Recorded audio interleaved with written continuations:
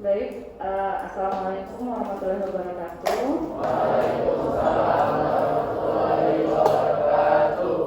Selamat pagi. Baik ya, hari ini saya perkenalan diri kembali. Nama saya Hilda Taurina. Saya mau ngasih kuliah tentang histologi sistem endokrin ya. Kalian sudah dapat kuliah apa saja?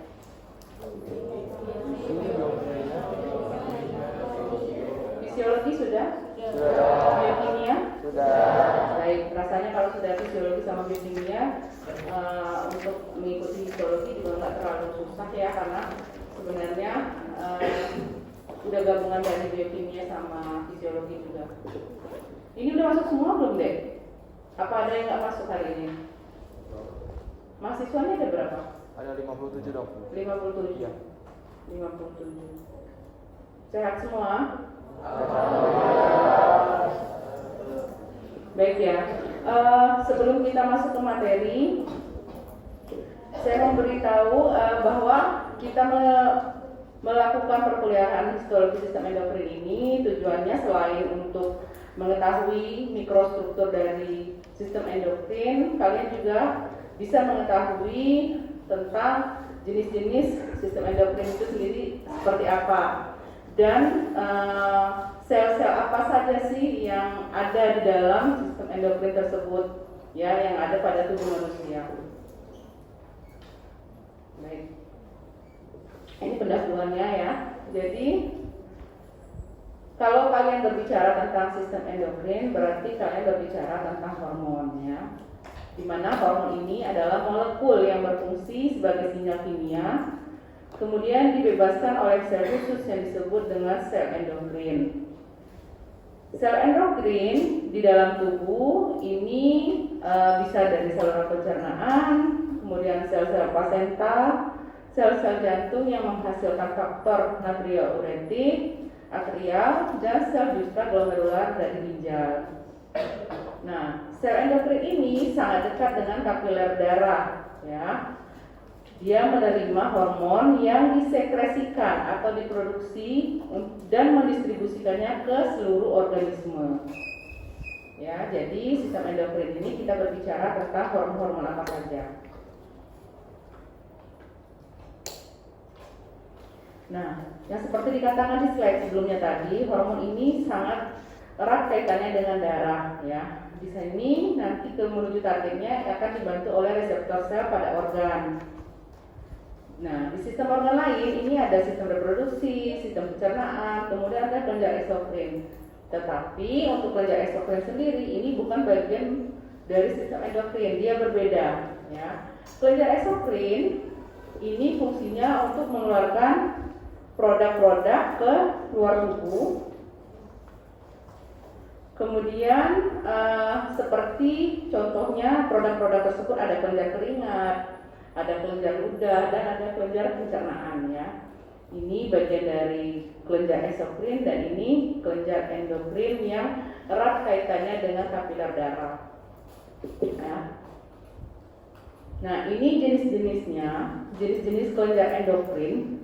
Jadi organ kelenjar endokrin itu ada kelenjar hipofisis cerebri, ada kelenjar tiroidea, ada kelenjar paratiroidea, ada kelenjar adrenal atau suprarenalis, dan ada kelenjar epifisis cerebri. Kemudian terdapat di dalam organ atau sistem lain, misalnya di pankreas itu ada pulau Langerhans dan akan memproduksi hormon insulin. Kemudian di sistem reproduksi itu ada produksi hormon progesteron dan estrogen. Kemudian pada sistem pencernaan ini memproduksi gastrin dan sekretin, serta pada sistem urinaria ini hormon yang diproduksi adalah erythropoietin ya. Kemudian ada sistem neuroendokrin. Kalau berbicara neuro berarti sudah tahu ini saraf ya. Nah, di sini ada pars neuralis hipofisis serta hipotalamus. Sampai di sini paham ya? Saya nggak kecepatan? Ya, kita lanjutkan. Nah, gambaran di sini ini adalah sistem-sistem endokrin ya, mulai dari hipotalamus sampai ke organ genital ya. Jadi ini adalah tempat-tempat di mana ada sistem endokrin ya, ada kelenjar-kelenjar endokrin. Nah sekarang kita lanjut ke hipofisis.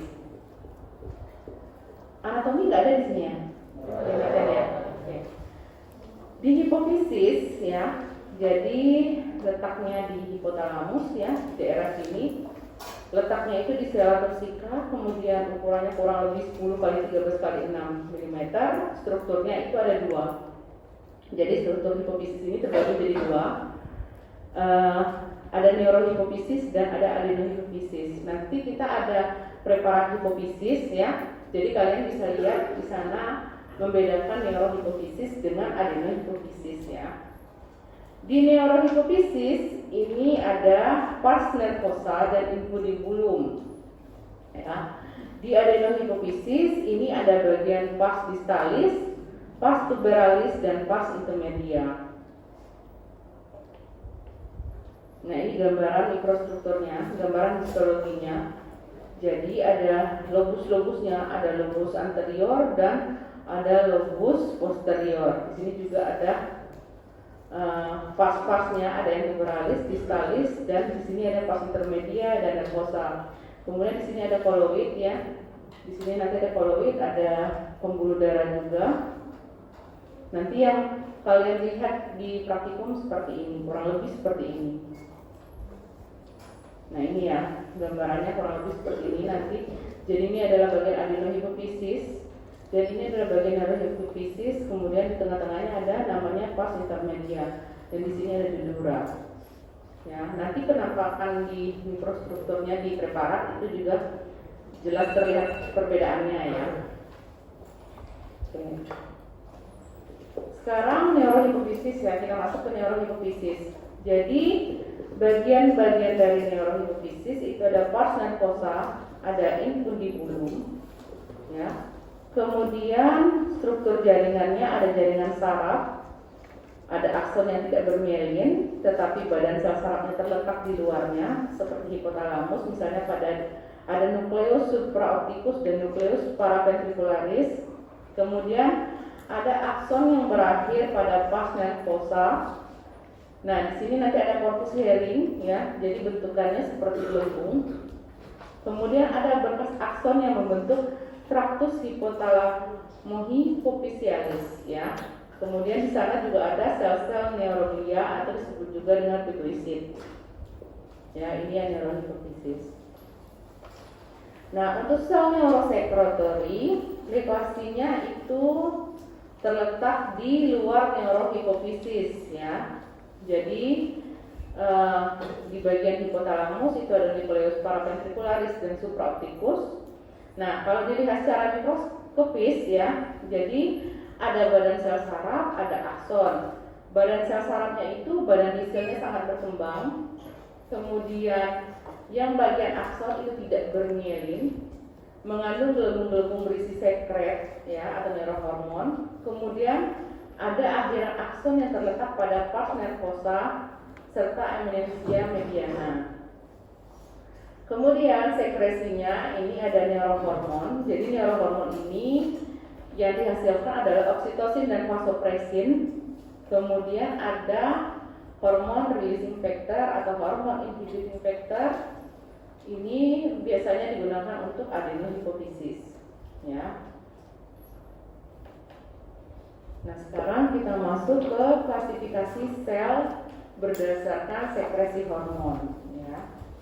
Jadi sel-selnya ini ada sel somatotropik yang bersifat asidofil dan memproduksi growth hormon. Kemudian ada sel mamotropik bersifat asidofil juga, ini menghasilkan prolaktin atau LTH. Kemudian ada sel gonadotropik ya. Jadi di sini ada sel basofil, dia menghasilkan follicle stimulating hormone dan luteinizing hormone ya. Kemudian ada sel tirototropik, ini juga bersifat basofil dan memproduksi thyroid stimulating hormone. Kemudian ada sel kortikotropik ya, di sini menghasilkan ACTH Dan ada sel melanotropik, ini menghasilkan MSH, ya. Selain pada pars distalis juga pada pars intermedia.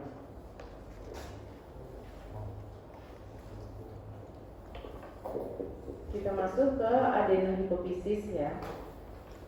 Adenohipofisis ini dibagi juga menjadi bagian pars distalis, pars tuberalis, dan pars intermedia. Gambaran yang kalian lihat di sini adalah gambaran sel-selnya, ya. Jadi sel-selnya ini terdiri dari misalnya pars distalis. Ada sel folikular, ada sel kromofob, ada sel kromofil. Sel folikular ini merupakan sel-sel stroma, ya. Kemudian sel kromofob ini hampir 50% pada pars distalis ini adalah sel kromofob. Ciri-cirinya tidak ada butir-butir sekresi, ya. Kemudian sel kromofil terdiri menjadi sel asidofil dan basofil, di mana asidofil itu ada 40% dan sel basofil itu ada 10%, ya. Kita lanjut ke pars tuberalis. Pars tuberalis ini adalah bagian yang mengelilingi infundibulum. Jadi di sini banyak anyaman pembuluh darah. Kemudian ada sel-sel yang tersusun sepanjang pembuluh darah. Kemudian di bagian pars intermedia ini celah dibatasi sel-sel kuboid yang terdiri dari sel-sel basofil juga. Kemudian ini sel neurosekretori hipotalamus. Jadi di bagian neurohipofisis itu distimulator neurotransmitter. Kemudian yang dirangsang adalah sel neurosekretori hipotalamus. Kemudian bagian adenohipofisis yang menjadi stimulator itu adalah neurohormon, di mana hormon-hormon tadi yang dihasilkan adalah hormon releasing factor. Kemudian TSH-RF, ACTH-RF, gonadotropin RF dan sebagainya. Kemudian hormon-hormon inhibiting factor, kemudian TSH-IF, ACTH-IH, gonadotropin IF dan sebagainya. Dan bagian yang dirangsang adalah sel-sel endokrin pars distalis hipotalamus, ya. Nah ini sama aja seperti tadi, ya. Jadi ini sama seperti di slide yang di depan tadi. Ini adalah gambaran-gambaran kelenjar adrenal yang hipotalamus yang berada di beberapa organ, seperti misalnya pada ginjal, kemudian pada tulang, ya, pada adrenal, korteks adrenal di ginjal, tiroid dan sebagainya. Kita lanjut ke glandula epiphysis cerebri. Glandula epiphysis cerebri ini bentuk atau ukurannya ini bentuknya kerucut, gepeng dengan ukuran sekitar 5-8 mm kali 3-5 mm dengan berat kurang lebih 120 mg dan dibungkus oleh diameter, ya. Lokasinya ini di atap diencephalon, kemudian daerah posterior ventrikular 3. Jaringan parenkim ini berasal dari jaringan otak. Pembuluh darah dari via meter masuk ke parenkim. Kemudian jenis-jenis sel yang ada di glandula epiphysis cerebri ini ada sel pinealosit, ada sel-sel interstisial, ada sel glia, ada mastosit. Kemudian pada usia tua jaringan pengikatnya bertambah, ya. Kemudian ada juga namanya yang disebut dengan corpora arenacea. Nah, ini jenis-jenis sel epiphysis cerebri. Jadi ada sel pinealosit sama sel interstisial, di mana pinealosit ini ciri-cirinya sitoplasmanya basofil. Sitoplasma itu badan selnya itu, ya. Basofil, kemudian banyak mengandung ribosom bebas. Terdapat granular endoplasmik retikulum. Kemudian tonjolan sitoplasmanya panjang, bercabang, dan berakhir pada jaringan pengikat sekat yang vaskuler. Akhiran percabangan melebar, serta di sel interstisial ini ciri-cirinya dia mirip dengan astrosit, ya. Seperti kita tahu kalau astrosit itu dia berbentuk seperti bintang atau bulu landak, ya. Bentuk bentukannya seperti itu. Kemudian berada di antara sel pinealosit dan pembuluh darah, ya. Kemudian tonjola sitoplasmanya banyak mengandung filamen halus. Sampai di sini ada pertanyaan? Belum? Bisa diikuti? Bisa Saya, oke. Kita lanjut ya. Nah, ini gambaran-gambarannya, ya, di mana di sini ada sel pinealosit, kemudian sel-sel lainnya interstisial. Nah, nanti kalian bisa lihat ya pada saat praktikum. Kita lanjut ke glandula tiroid ya. Glandula tiroidea ini letaknya kelenjarnya ya di depan bagian laring ya, daerah servikal di depan laring. Kemudian dia mempunyai dua lebus ya. Ada dua lebus dan dihubungkan dengan ismus. Berat dari glandula tiroid ini kurang lebih sekitar 25 sampai 40 gram dan asalnya itu dari lapisan germinal endoderm ya. Lapisan germinal kan ada tiga, ada endoderm, ada endoderm dan ada mesoderm. Nah, jadi dia berasal dari endoderm. Nah, fungsinya ini sebagai T4 dan T3. Untuk gambaran histologisnya sendiri, mikrostrukturnya sendiri, ini dibungkus oleh kapsul jaringan pengikat, ya. Dibungkus oleh kapsul jaringan pengikat longgar, septum. Kemudian kelenjar-kelenjarnya itu berbentuk folikel, ya. Ada folikel tiroid namanya. Kemudian ada sel-sel kelenjar membentuk epitel sebagai dinding folikel. Nah, ini gambaran mikrostruktur dari folikel-folikel glandula tiroid ya. Jadi ini folikel-folikelnya. Jadi bentuknya bulat, ukurannya bervariasi 0,02 mm sampai 0,9 mm. Dindingnya itu merupakan sel folikular yang membentuk epitel kuboid selapis. Kemudian bentuk sel folikular tergantung aktivitas kelenjar. Isinya itu adalah koloid yang mengandung hormon. Jadi isi dari folikel ini adalah koloid yang mengandung hormon. Nah, di antara pemisah folikel ini ada namanya septum jaringan pengikat ya. Ini yang merah-merah ini adalah septum jaringan pengikat, tersusun dari serat-serat retikular dan anyaman pembuluh darah. Makanya kalian kalau lihat di sini dia gambarannya lebih merah gitu ya, karena banyak pembuluh darah. Jadi ini bedanya ya, jadi ini yang tiroid dan ini yang paratiroid. Bisa ya dibedakan, ya bisa dibedakan ya, nanti bisa dilihat di praktikum juga. Nah, kita lanjut ke si sel, ya. Jadi sel parafolikuler ini kita bisa lihat ya gambarannya mikrostrukturnya seperti ini, yang besar-besar ini si sel. Ini letaknya di antara sel folikular dan di luar epitel folikel ya. Untuk gambarannya sendiri, ini berukuran lebih besar daripada sel folikel. Kemudian warnanya tampak lebih pucat ya, sitoplasmanya itu lebih pucat dengan like cell. Kemudian jumlahnya juga jauh lebih sedikit kalau kalian bandingkan dengan sel folikular, kan ini lebih sedikit ya, besar-besar dan pucat gambarannya. Kemudian pada gambaran elektron mikroskop, di sini banyak retikulum endoplasma, ada mitokondria yang panjang, ada kompleks Golgi, ada granula 100 sampai 180 nanometer dan banyak ya. Fungsi dari si sel ini adalah melepaskan hormon kalsitonin, ya, di mana nanti dia akan berfungsi menurunkan kadar kalsium. Nah, untuk fungsi hormon tiroid sendiri, ini ada fungsi secara sistem tubuh, ya, misalnya peningkatan absorpsi karbohidrat pada intestin, kemudian pertumbuhan tubuh, serta ada perkembangan sistem saraf dalam janin. Ya. Nah, secara molekular ini merangsang respirasi mitokondria, kemudian fosforilasi oksidatif, dan peningkatan jumlah mitokondria. Kita lanjut ke glandula paratiroid.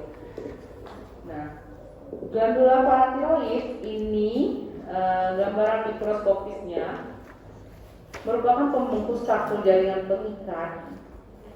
Kemudian bagian parenkim ini sel merupakan sel prinsipal dan sel oksifil, di mana sel prinsipal ini bentuk poligonal kecil dan inti vesikuler serta sitoplasmanya pucat. Untuk sel oksifil sendiri ini jumlahnya sedikit, bentuknya poligonal ya, lebih besar dan bergerombol. Kemudian terdapat sitoplasma yang asidofilik. Kalian lihat ya, jadi di sini ada bagian sel-sel oksifil ya. Kemudian ada juga sel-sel prinsipal. Ini sel-sel prinsipal. Nah, fungsi dari sel prinsipal itu adalah untuk hormon paratiroid, sementara yang untuk sel oksifil ini masih belum jelas fungsinya. Ya. Oke. Kita lanjut ke glandula suprarenalis. Sampai di sini paham ya, Dek ya? Paham ya? Oke. Glandula suprarenalis ini adalah biasa disebut dengan adrenal ya, kelenjar adrenal. Ini letaknya di atas ginjal, di atas kutub atas ginjal. Ini bentukannya itu seperti piramid. Ukurannya kurang lebih sekitar 4 sampai 6 cm kali 1 sampai 2 cm kali 4 sampai 6 mm dengan berat 15 gram ya. Gambarannya ini dibungkus oleh kapsul jaringan pengikat. Kemudian terdiri atas dua lapisan konsentris. Jadi ada korteks adrenalis dan medula adrenalis. Di mana korteks adrenalis ini berasal dari mesoderm, lapisan jaringan mesoderm, dan medula adrenalis ini berasal dari ektoderm. Jadi gambarannya seperti ini ya, kurang lebih gambaran mikroskopiknya seperti ini. Nanti ini ada bagian korteks ya, ini bagian korteks dan ini adalah bagian medula ya. Nanti bisa dilihat pada saat praktikum. Kita lanjut di adrenal tadi, di korteks adrenal ini ada 3 zona ya, jadi ada 3 zona. Ada yang namanya pertama kali zona glomerulosa, di mana dia 15% dari seluruh kelenjar adrenal, korteks adrenal tersebut. Di zona glomerulosa ini ya, sel-selnya berbentuk silindris, tersusun padat dalam kelompok melengkung dan dikelilingi oleh kapiler. Kemudian ada yang disebut lagi zona fasciculata, di mana hampir sebagian kelenjar ini tersusun dari zona fasciculata. Di sini ada sel-sel yang berbentuk poligonal, kemudian tersusun berjajar tegak membentuk kolom dipisahkan oleh kapiler darah, serta ada sel-sel tampak bervakuola karena mengandung tetes lemak. Ya. Kemudian ada lagi zona reticularis. Zona reticularis ini kurang lebih sekitar 7%. Sel-selnya berukuran lebih kecil, tersusun dalam kelompok, kemudian tidak teratur membentuk anyaman dan selnya asidofilik. Ya, ini gambarannya. Jadi ini ada bagian korteks dan ada bagian medula.